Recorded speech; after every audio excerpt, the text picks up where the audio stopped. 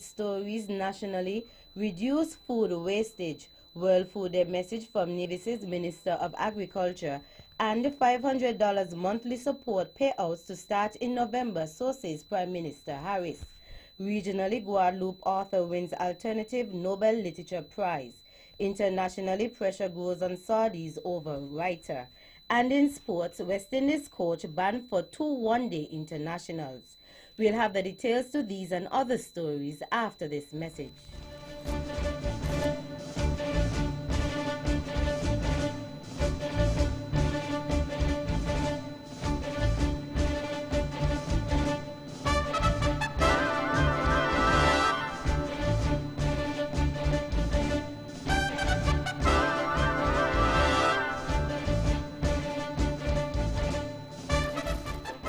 Another look. Different from how you've seen it before. Another look. Takes an in-depth look into business, politics, science, technology, religion, and more. Another look. Featuring documentaries from the BBC, regional features, and local ones too. Another look. Every Monday at 3 p.m. on the Eastern Caribbean's powerhouse, Vaughan.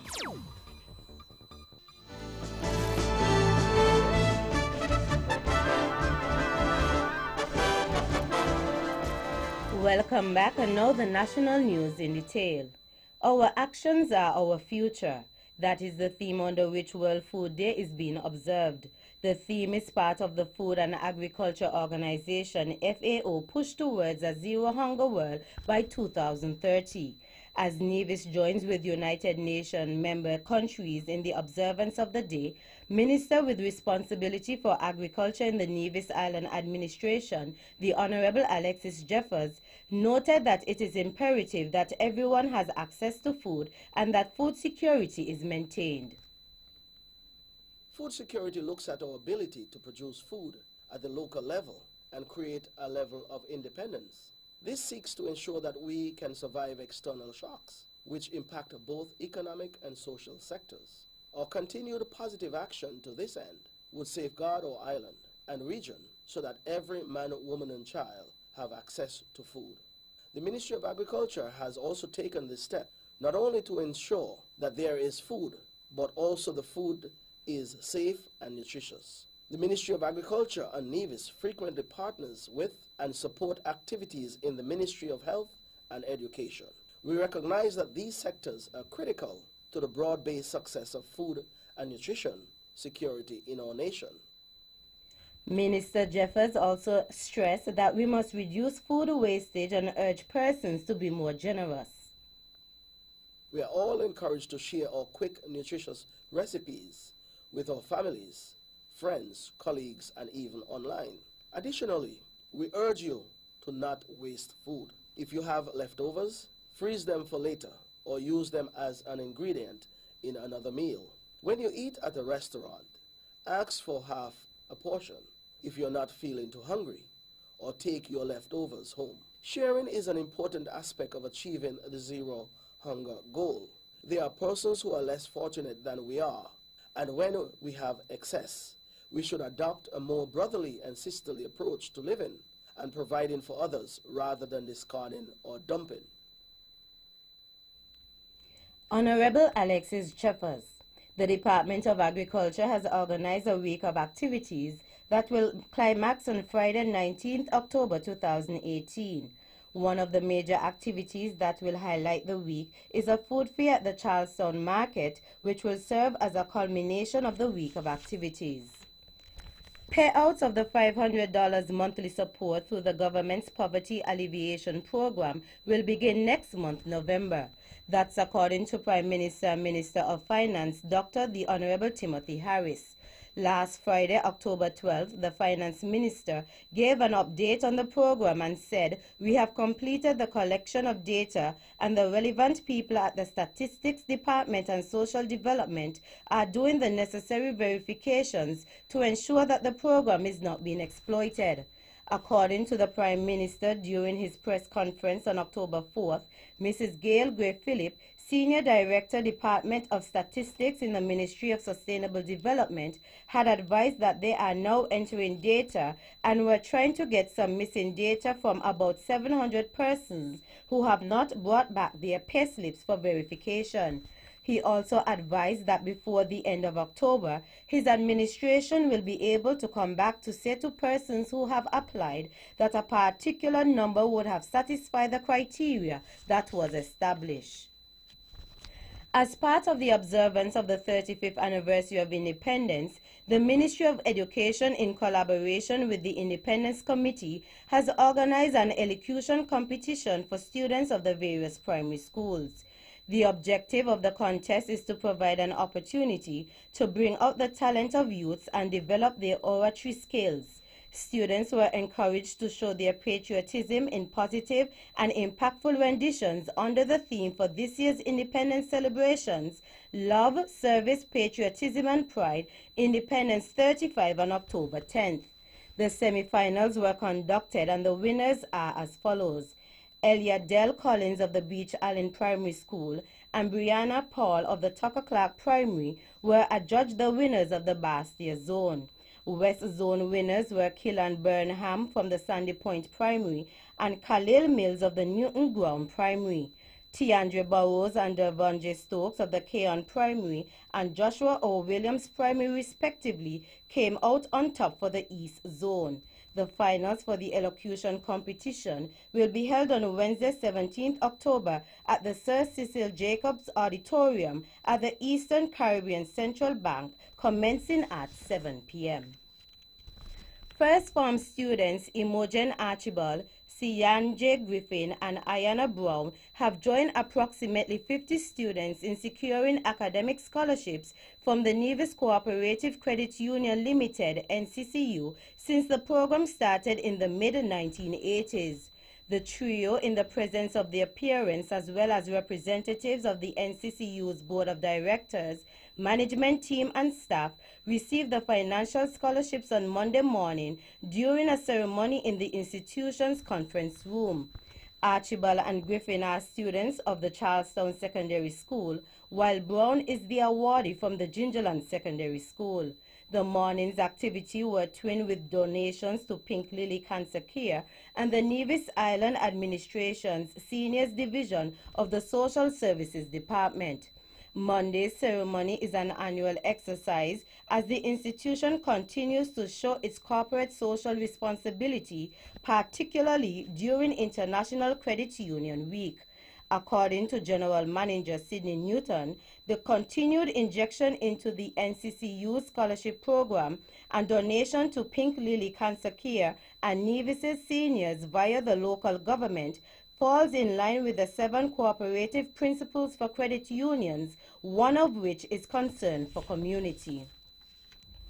The government of St. Kitts and Nevis has taken action to minimize economic losses from disasters that can take a socio-economic toll on small island developing states with small economies of scale.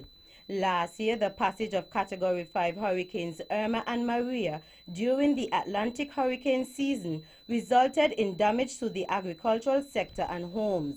Some of the measures taken include improving the road transport network, buttressing the healthcare system, building homes to be more resilient to natural disasters, and partnering with local, regional, and international organizations in disaster mitigation, including the Caribbean Disaster Emergency Management Agency, CDEMA, the United Nations Office for Disaster Risk Reduction, UNISDR, the Austrian Development Agency, ADA, and the Local Disaster Management Agency, NEMA. In an address on the occasion of the local observance of the International Day of Disaster Reduction on October 13, 2018, Permanent Secretary in the Ministry of National Security, Osmond Petty, was quoted as saying, "In essence, the Team Unity government is ensuring resilience for all, which is the theme for the local observance of the International Day for Disaster Reduction here in St. Kitts and Nevis." The International Day for Disaster Reduction 2018 was commemorated under the theme, the SDGs and Disaster Risk Reduction, meeting Target C of the Sendai Framework, reducing the economic loss of disasters. Over the past 2 weeks, this media house have received reports regarding the alleged termination of Commissioner of Police Mr. Ian Creeley. Moreover, in the wake of Prime Minister Dr. the Honorable Timothy Harris's announcement that Mr. Creeley is on leave, unconfirmed reports say that this is a means to discharge the COP of his duties. To add to this, earlier this month, Deputy Commissioner of Police, Mr. Hilroy Brandy, was invested with the full powers of the Commissioner of Police. However, a release from the Office of the Prime Minister states that necessary steps were taken to address the issue of extensive vacation leaves accumulated over time by members of the security forces, in particular the High Command of the Royal St. Christopher and Nevis Police Force, RSCNPF. According to the release, Prime Minister Harris stated on October 4th that upon entering office, his administration met a situation where some officers had accumulated more than 300 vacation days. The Prime Minister said this is a situation which can create a serious bottleneck within the law enforcement agency. Commissioner Creeley is among the officers who are benefiting from these measures and is on vacation leave after accumulating substantial vacation days. He applied for leave and proceeded on his requested leave on October 3, 2018.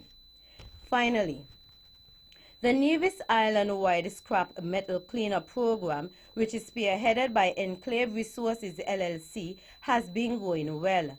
That is according to manager of the Nevis Solid Waste Management Authority, Mr. Andrew Hendrickson. The aim of the project is to clean up the metal that has accumulated at the landfill at a low ground and across the island. Mr. Hendrickson explained that despite some minor setbacks, the objectives that were set out are being achieved. The company is impacting the communities throughout the island of Nevis, where the trucks are going out and collecting scrap metal of various grades and sorts, from galvanized, white goods, old pieces of heavy equipment, old generators, and derelict vehicles. The collections have been going very well.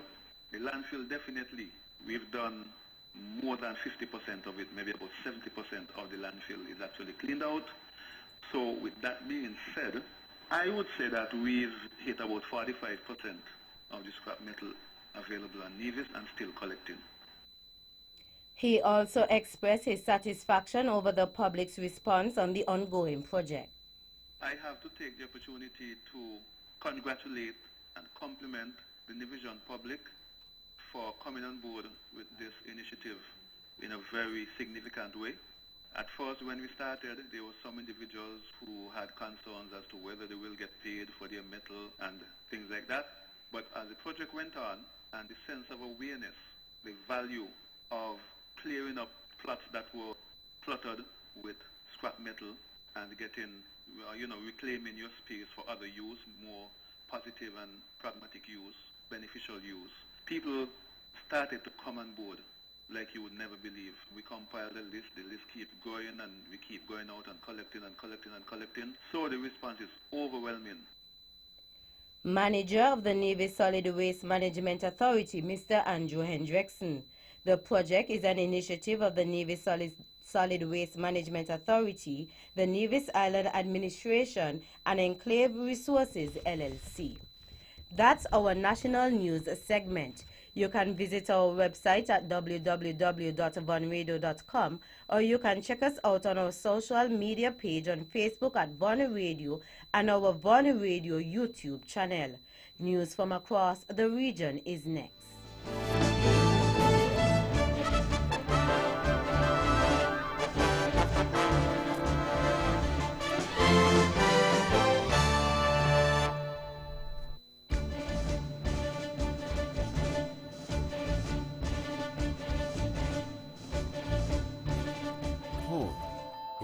Something different to everyone.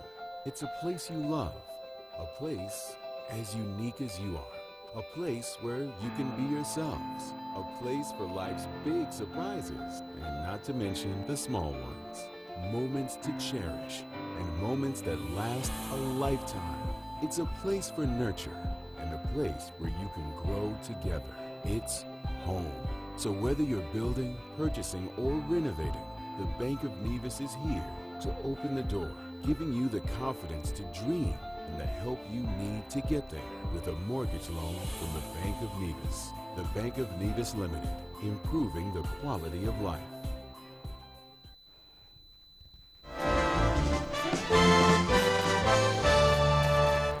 Welcome back, and now the regional news in detail.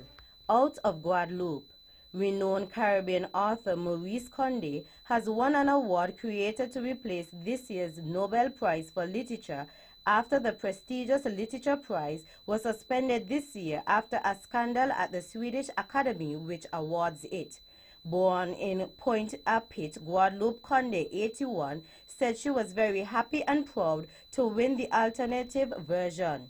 Condé will win about US $115,000 raised from crowdfunding and donations and will receive the prize at a ceremony on December 9th, one day before the Nobel banquet.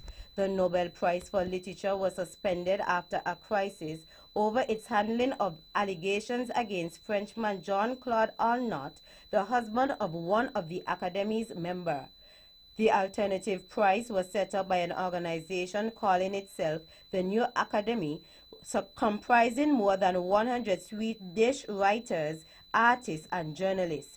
It will be dissolved in December. Out of the Bahamas, the Royal Bahamas Defense Force, RBDF, escorted 124 fishermen from 3 Dominican Republic motherships to Nassau after being apprehended in Cuban waters by the Cuban Border Patrol for poaching in Bahamian waters. The apprehension was the result of a collaborative effort by the RBDF with the U.S. Coast Guard and the Cuban Border Patrol over the past several days. The USCG cutter Vigilant, with a defensive force ship rider on board, reported the sighting of a fishing vessel from the Dominican Republic north of Haiti on October 10th.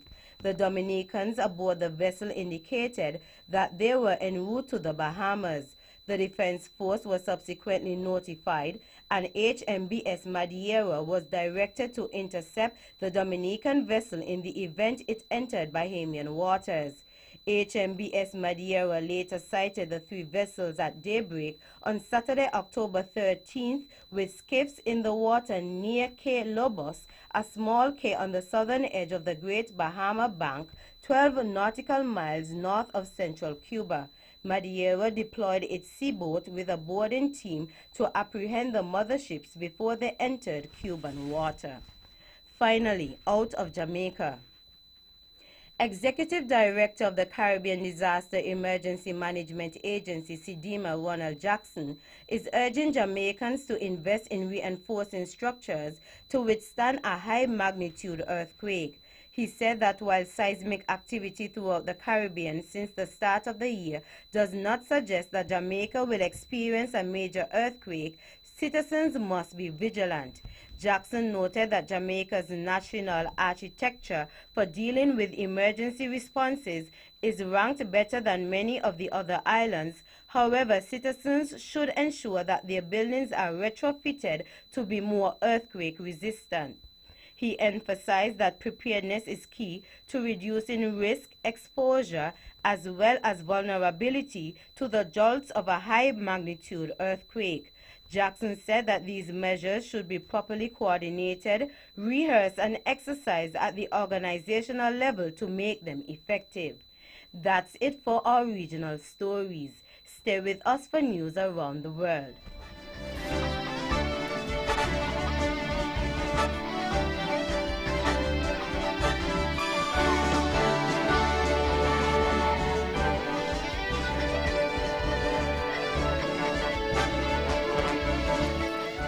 Welcome back, and now the international news in detail. Pressure is growing on Saudi Arabia to explain the fate of journalist Jamal Khashoggi as U.S. Secretary of State Mike Pompeo met King Salman in Riyadh. Mr. Khashoggi was last seen at the Saudi consulate in Istanbul 2 weeks ago. Turkish officials believe Mr. Khashoggi was murdered by Saudi agents, but the Saudis have denied this. However, U.S. media are reporting that the Saudis may be preparing to admit that Mr. Khashoggi died as a result of an interrogation went wrong. Mark Lowen reports. Are they going to put forward this line, which has been reported in some US media outlets, that Jamal Khashoggi was killed by mistake as a result of an interrogation which went wrong? This happened inside the Saudi consulate, so I think it will be seen as an attempt to absolve the Saudi government of its responsibility. And if Turkey and the US were to buy into this narrative, as it looks like they might do, it will be seen by critics of those governments as an attempt to prioritize their relationship with Saudi Arabia over uncovering the truth.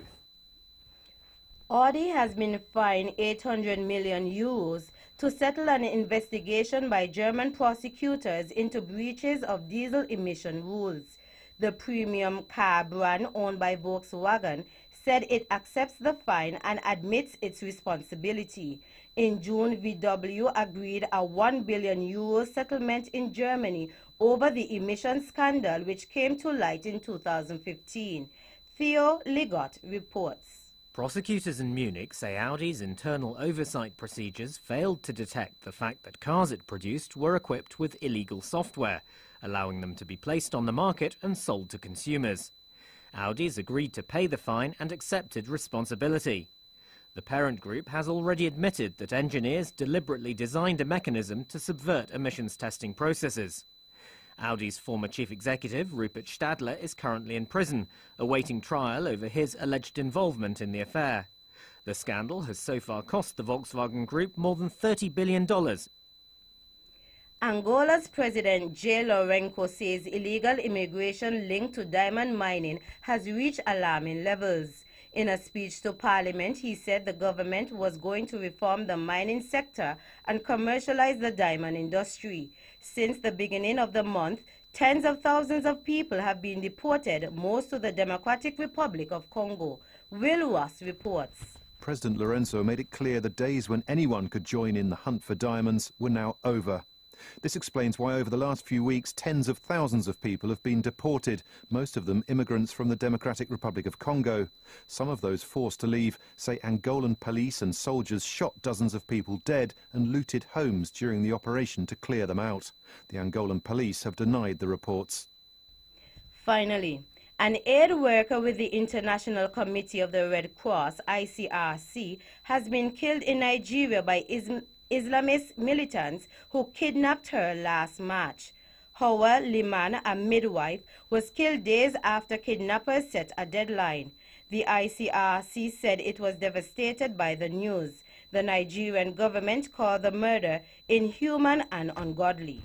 That brings us to the end of our news segments. The latest in sports is next.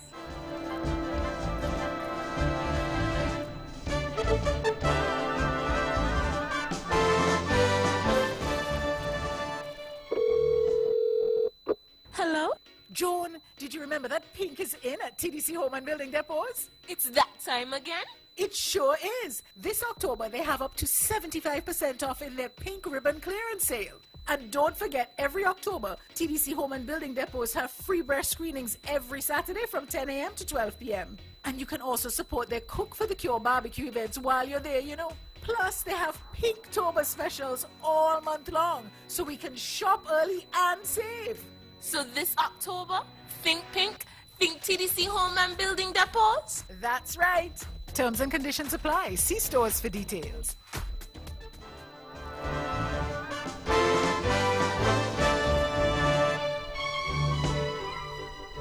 Welcome back, and now the sports in detail.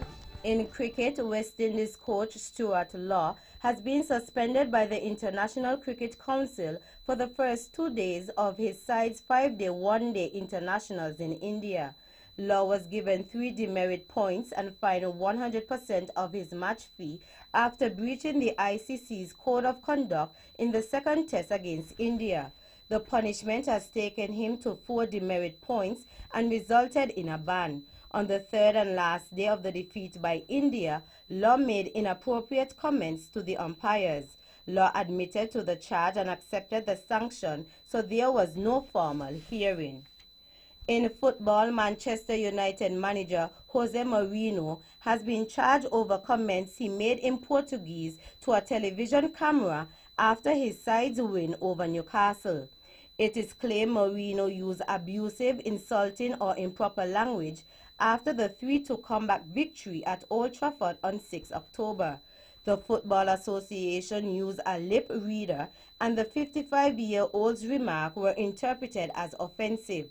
Mourinho had been under pressure amid reports he would be sacked. His side had been down 2-0 down to winless Newcastle at halftime of the Premier League game, but they scored 3 goals in the final 20 minutes to turn the match around. In NFL football, the New England Patriots and Kansas City Chiefs played out the game of the season so far, as a last-second field goal saw the Pats end the visitors' unbeaten start in what was a record 200th regular season win for Tom Brady. 5-time Super Bowl winner Brady had seen a 24-9 halftime lead evaporate as second-year quarterback Patrick Mahomes led an astonishing second-half fight back from the Chiefs to prove that he really could be the next big star of the NFL. Old stager Brady has seen it all before, of course, as his teams have had 96 halftime leads at home during his 17 years at Gillette Stadium and lost just once to the Chiefs, ironically, in last season's opening night. Kansas City started the season 5-0 last year, but stumbled to a 1-10-6 record and early playoff exit.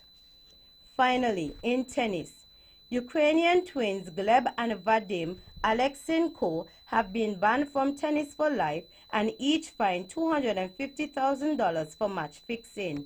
The pair was found guilty of multiple match fixing offenses at a number of ITF Futures tournaments between June 2015 and January 2016. They also arranged for another person to bet on matches which they contrived the result. The case was based on an investigation by the Tennis Integrity Unit. The match-fixing offenses occurred at tournaments in Romania, Russia, Germany, and Turkey on the Futures Tour Tennis third tier of tournaments. That's it for the sports segment. The general weather forecast is next.